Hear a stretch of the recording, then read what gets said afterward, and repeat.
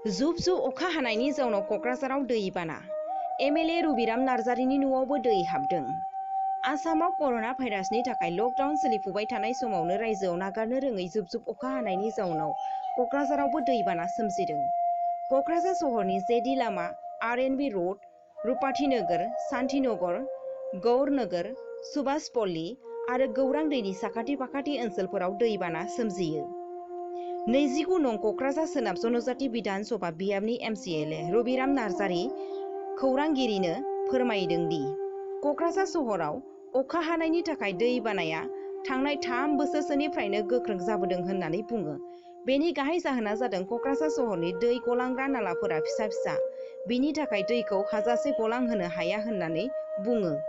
बिनि थाखाय आसाम सरकार, जिल्ला खुंथाय आरो रायजो बेंगिरिया नोजोर होनांगौनि गोनांथि दं होननानै बुंबावो। ओरैहाय आसामनि सुबुं अनसाय बिफाननि मन्थ्रि प्रमिला रानी ब्रह्मआ क'क्राझार सहरनि सोनाब फारसे गौरां दैसा बारनानै हरैमारुआव थानाय बिजुलिबारि गामियाव दै बानानि थासारिखौ सुलाद लाहोयो आरो रैखाथि बादायाव थानाय सुबुंफोरजों सावरायज्लायो। बाक्सा जिल्लानि सिङाव थानाय महिरिपारा ओनसोलनि नाथुकुसि, खासिबारि, दैथिपारा, मकलदं बायदि गामियाव सुक्लायनि दैया बांनायनि जाहोनाव गोबां गामिखौ खहा खालामदों। सरकारखौ गोख्रै राहा लानो थाखाय महिरिपारा, दखरा, एबसु आरो रायजो राजाफोरा खावलायदों। একেবাৰে ভাল নহয়, যাৰ ফলত মানে বৰষুণৰ লগে লগে ভৰ যায় ক'ক্ৰাঝাৰ চহৰ।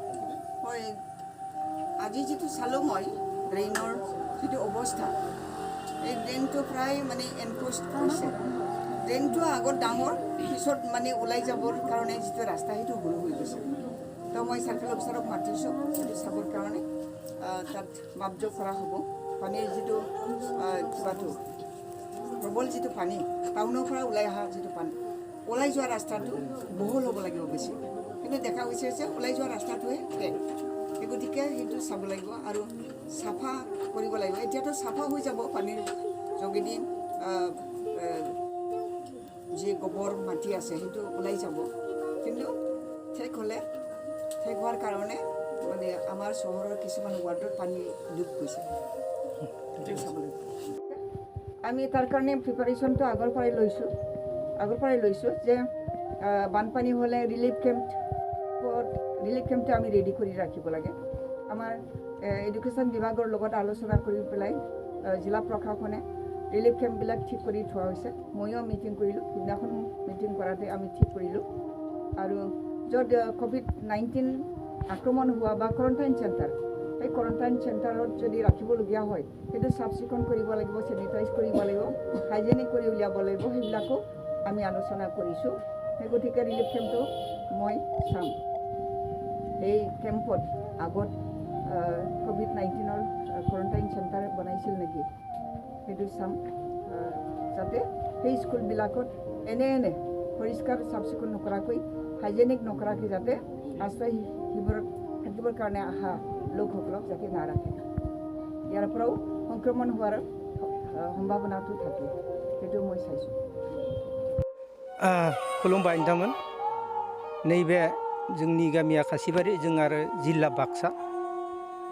जोंनि बेयाव दैबानाया गिबियाव खेबसे जाखांबाय, जुननि 10 तारिखआव मोनसे थांदों आरो दिनैना जाबाय फुंनि 4 बाजिनिफ्राय सानजौफुनि 11 बाजिसिम रानग्लायलाङो आरो दैया। दा बेवहाय जोंनो नांगौ जादों, जोंनिया बहुत खहा जाबाय। ओरै थाबाय नालाय मथौरि, नै मथौरियाबोथ' खामानि होआखिसै, खामानिखौ मावदोंमोन। गामिया लोमदों। दा जोंनियाथ' गामि माने न'खरफ्रोमबो लोमनाय जाबाय आरो थारमाने दासिम ओंखामनि बेबस्था गैया। खहाया जाहैबाय सोरनिबा दाउ हांसोफ्रा बुखारलांदों, नागिरना मोनाखै। आरो माइ ओरैजाय बे दुब्लि माखासेया दैया गुदनासि जाबाय आरो इरिगेसननि मथौरि दङ, बे मथौरियाबो बायनानै एसे रानग्लायना लांदों आरो दासो। सोरनिबा दखान बायदिफ्रा खहा जालांबाय। हाखरनि ना माखासे फिसारिनि बेफोरनिया ओंखारलांनो हमबाय। दा गावबा गाव न'थ' मानसिफोरा थानो जायगा गैया बायदि जाहैदों आरो ओरैबायदि जाहैबाय जे ओंखाम संना जानो सुबिदा गैया बननि थाखाय बा गसंनाबोथ' जाथेरथावला बेबायदि जोबोद दुखु गोलैना दं दा ओरैहाय मथरिफोर खानायाबोथ' आगोलावनो खाखादों नैखौलाय दा माथावरि खामानि गैया नै जों दा राहा गैया थानो मोसौ लाखिनो जायगा गैया फिल्ड गैया ओरैहाय बिलखौ जानाय खोनादोंमोन जोङो स्किमा जाबाय 88 लाखनि स्किम मोनदोंमोन दा बिनिफ्राय 72 ना मा खरसा जादों आरो दा जानायखौबो जोंबो खामानियावलाय मोनाखै मावग्राया बायदि बायदि हाजिरा आरो खोनादों ओमफ्राय थिखादारखौ ओरैजायनो क'क्राझारनि होननाय खोनादों सोरमोन नाथाय बेखौ नुवाखै आरो मानसिफोराबो बायदि बायदि लाना फैदोंमोन मुस्लिम माबा माबि ट्रेक्टरजों हा खोदों बायदि आरो बस्था हा सोनानै सोखोना माखो जोंबो नुदों नैबावनो दैयाव नुदों दासिमबाथ' नुनोबो गैला ओरैनो दैयासो लांखोना माखो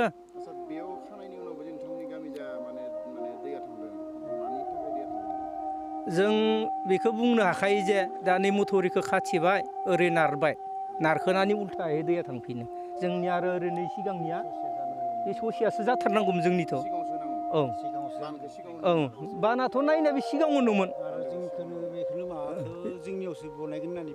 बेखौ बै माबाखौ बे सिक्किम खाम्फाखौ बावनो गायसनबाय बेनिफ्राय बिसोरो ओरैसो बोबाय जों आरो फात्ता मोनदिया जों सानखादों जे जों माब्लाबा बिपदाव गोलैसिगोन जोंनि बारियाथ' लोमखागोन होमब्ला जों मा खालामगोन मा मागोन गोदाव सोराव बिथांमोनखौबो सोंबाय बे सिक्किमाथ' बे जानो गोनां मथरि खामानिया ओरै साहासोमोन जागोन दे नोंसोरनिथिं लोमा बेबायदि बुंनानै एसे दोनथ'बाय आरो दा जोंहा दावराव बिथिं माखासे लोमगासिनो फुंनि 4 बाजिनिफ्राय दासिम नै दै बानायानो दं होमबा मानसिया थानो बहा बेबायदि आलायनायाव गोलैना दं आरो दा ओरै सरखारफोरा मा लायो मा थायो बिथांमोना मा सायख'यो ओं थाब बेबस्थाखौ लानांगौ आरो जोंनि बायदियै खावलायबाय नोंथांमोना एसे थाबैनो सरखारजों एसे जगाजग खालामनानै जनायोब्ला जों एसे गोजोननाय मोनगोन आरोखि खुलुमबाय जोंनि बेयाव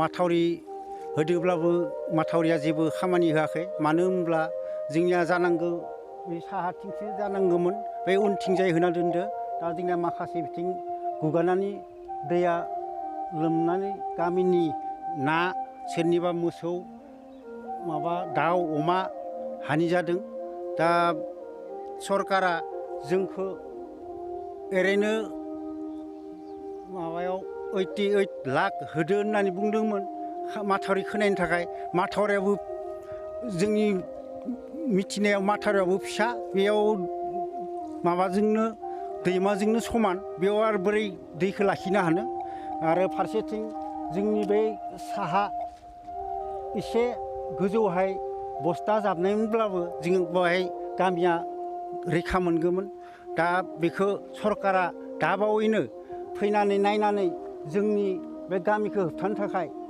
बान्दोखौ थाबैनो खोना होनांगौ दा आरो उनाव फिन बाना खनसे जायोब्लाथ' जोंनि रायजो राजाफ्रा ओंखाम मोनजानायानो एसे तान जागोन मानो होनब्ला जोंहा खोथिया दा थैजोबगोनखौनो सानबाय फबनानै थांजोब्बाय दा फिन खोथिया फोफिनब्लाबोथ' जोंहा जानाय नंलिया बे दा बिनि थाखायनो सरकारा जोंनो क्षतिपुरन बे खेथि थांनायनि थाखाय क्षतिपुरन होनो बाय सेस्था खालामनांगोन आरो फारसेथिं जों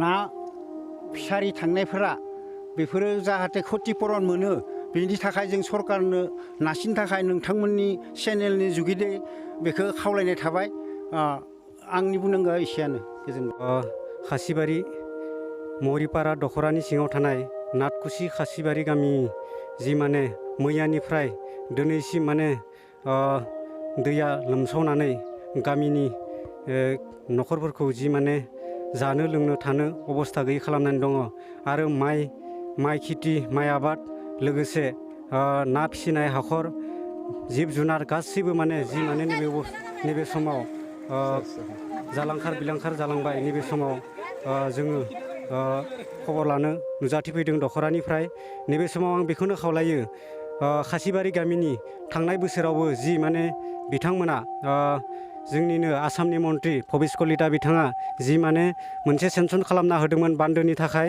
89 लाख सेंसन खालामदोंमोन बिथाङा बै समावबो खबर लानो फैदोंमोन आरो नैबे समाव बे थिंजायनो सिगां जि माने जि लामाजों दैया माने लोमसावनानै थांदोंमोन थिग नैबे समावबो बे बान्दोजोंनो माने लोमसावनानै गामिखौ लोमसावदों ओंखायनो आं गोख्रोङै दाबि खालामो जाहाथे भबिस कलिता सार बिथाङा जि माने बिथांनि बान्दो खोनायनि नामाव 89 लाख होनाय रां बेखौ माने तदन्त खालामो आं बेखौ खावलायबाय।